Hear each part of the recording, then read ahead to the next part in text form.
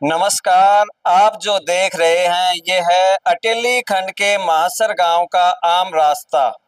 क्या आपने कभी इस तरह का रास्ता देखा है और क्यों है इस रास्ते की इतनी बदहाल? आइए जानकारी लेते हैं महासर गांव के लोगों से और सरपंच प्रतिनिधि ने इस पे क्या जवाब दिया। आइए जानकारी लेते हैं।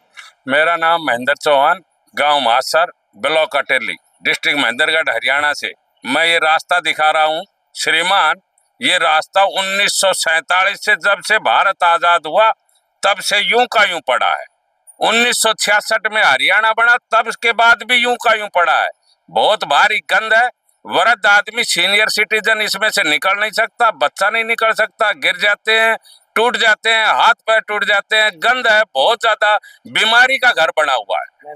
और हमने बहुत बार कह चुके कि इस रास्ते की कोई तो सुनवाई करो, लेकिन कोई सुनाई नहीं करता। न हमने सबको कह लिया, लेकिन ये रास्ता कोई बना के खुश नहीं है। न इसकी सफाई की जाती, न इसको पक्का बनाया जाता। मैं देशराज, गांव मेरा महासर है जी। सबसे पहले मेरी कंप्लेंट ये है कि इस गांव का जो सबसे गंदा रास्ता है जो आपको दिखा रहे हैं हम, आप देख लीजिए। इस रास्ते के अंदर से बूढ़ा बुजुर्ग, बच्चे या महिला, कोई और गुजर नहीं सकती इस रास्ते से। ऐसी कंडीशन है इस रास्ते की।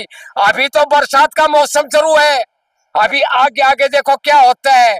इस रास्ते से कोई निकल नहीं सकता, कोई मेहमान, कोई रिश्तेदार, कोई औरत, कोई बच्चे गुजर नहीं सकते। इतना गंदा रास्ता है और इस रास्ते के बारे में कोई सोच विचार नहीं करती सरकार। अब और गांव के और रास्ते तो ठीक है, इसी रास्ते की तरफ क्यों ध्यान नहीं है? पता नहीं क्यों रास्ते की ध्यान नहीं देते। क्या हमारे से कोई द्वेष है या कोई ईर्ष्या है कि पता नहीं ध्यान को नहीं देती सरकार इस रास्ते की तरफ। भाई सरकार को बनाना चाहिए। सरकार चाहे तो फेमस, तो आपने जो नुमाइंदे चुने हैं वो मांग पहुंचाएंगे, वो जो सरपंच है, आपके विधायक है, वो पहुंचाएंगे? नहीं जी, वो तो पंचायतों को हमने कह दिया जी, सरपंचों को कह दिया, पर कोई ध्यान नहीं देता। मेरा नाम राम किशन है जी। तो ये जो रास्ते को लेके आप मांग उठा रहे हो, ये रास्ता बनना चाहिए। हाँ जी। कितने घर हैं इस रास्ते पे? यहाँ 100 घरों की बस्ती है, गांव का बीच सेंटर है। हाँ और राजपूतों की सभा है। हाँ। और ये गंदगी का भरा हुआ रास्ता है। 40 साल से इस रास्ते की कोई सुनाई नहीं हो रही।